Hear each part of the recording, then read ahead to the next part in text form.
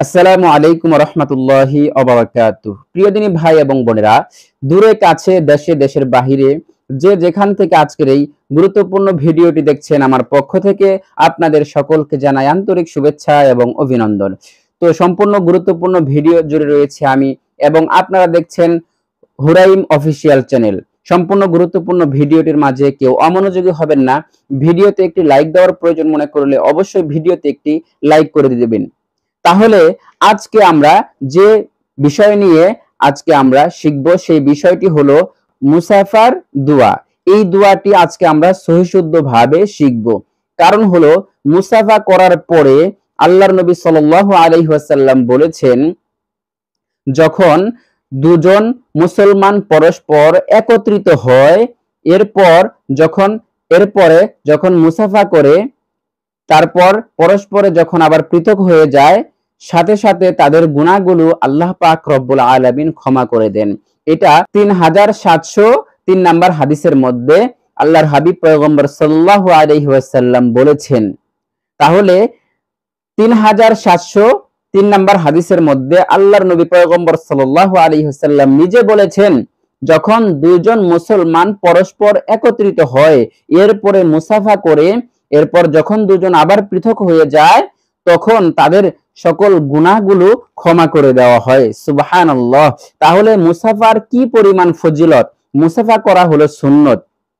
এরপর আবু দাউদ শরীফের মধ্যে এক হাদিসের মধ্যে আল্লাহর নবী পয়গম্বর সাল্লাল্লাহু আলাইহি ওয়াসাল্লাম বলেছেন, যখন দুজন মুসলমান একত্রিত হয় এবং মুসাফা করে আল্লাহ পাক রব্বুল আলামিনের কাছে ক্ষমা চায়, তখন তাদের গুনাহগুলোকে ক্ষমা করে দেওয়া হয়। সুবহানাল্লাহ, সুবহানাল্লাহ।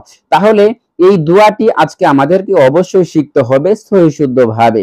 মুসাফার দোয়া অনেকেই সহিশুদ্ধভাবে পারে না, অনেকেই মুসাফা করার নিয়মই জানে না। প্রথমে আপনাকে এইভাবে হাত বাড়াতে হবে, এরপর আপনার সামনের ব্যক্তি আপনাকে হাত ধরবে, এরপর এভাবে হাত দুটি একসাথে করে আপনারা মুসাফা করবেন। এটা হলো মুসাফার নিয়ম। অনেকে মুসাফা করে এরকম ধরে এরকম জোরে জোরে ঝাঁকি দেয়, আসলে এরকমটা নিয়ম নাই। তাহলে মুসাফা করতে হবে অনেক সুন্দরভাবে, সামনে দিকে আগিয়ে সুন্দরভাবে মুসাফা করতে হবে। তাহলে মুসাফা করার নিয়মটি হলো এভাবে: প্রথমে ডান হাত দিবেন, এরপর যে আপনার সাথে মুসাফা করবে সেও ডান হাত দিয়ে মুসাফা করবে, এরপর তার ডান হাতকে আপনি বাম হাত দিয়ে ধরবেন, এরপর আপনি তার ডান হাতকে বাম হাত দিয়ে ধরে নেবেন। এইভাবে মুসাফা করবেন, এরপর আপনারা দোয়া পাঠ করবেন। তাহলে আপনাদের মুসাফা হয়ে যাবে।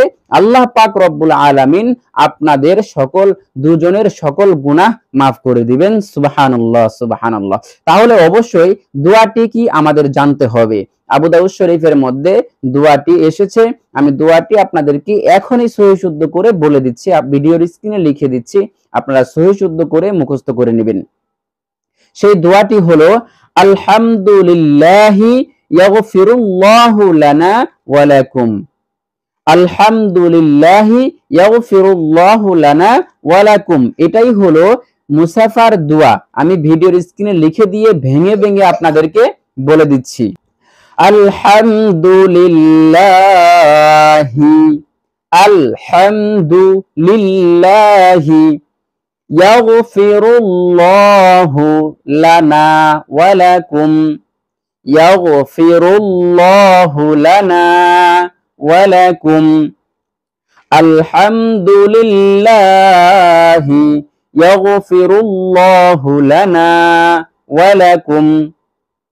আলহামদুলিল্লাহি ইয়াগফিরুল্লাহু লানা ওয়া লাকুম। এটাই হলো মুসাফার দোয়া। মুসাফা করা হলো সুন্নত। মুসাফা করার সময় যদি আপনারা এই দোয়াটি পাঠ করেন, তাহলে আপনাদের পরস্পরের সকল গুনাহ আল্লাহ পাক রব্বুল আলামিন ক্ষমা করে দিবেন।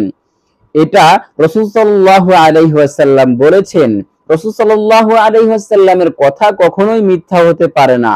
এজন্য আপনারা অবশ্যই পরস্পর যখন আপনারা সাক্ষাৎ করবেন, সালাম দিবেন, এরপরে আপনারা মুসাফা করবেন। মুসাফা যে কোনো সময় করা হলো সুন্নত। আপনার একজন মুসলমান ভাইয়ের সাথে দেখা হয়েছে, আপনি তখনই মুসাফা করে নেবেন। কিন্তু এখন আমাদের সমাজে এমন একটা প্রচলন হয়েছে, যখন আমাদের অনেক দিন পরে দেখা হয় তখন আমরা মুসাফা করি না। আমরা আমাদের মুসলমান পরস্পর যখনই দেখা হোক না কেন তখনই আমরা মুসাফা করতে পারি, কোনো সমস্যা নাই। তাহলে প্রিয় দিনী ভাই এবং বোনেরা, আপনারা অবশ্যই আজকে এই ভিডিও থেকে গুরুত্বপূর্ণ বিষয়টি জানতে পেরেছেন। তো আজকের মতো ভিডিওটি এখানেই শেষ করে দিচ্ছি। আপনাদের সকলের সুস্বাস্থ্য কামনা করে আসসালামু আলাইকুম ওয়া রাহমাতুল্লাহি ওয়া বারাকাতুহু।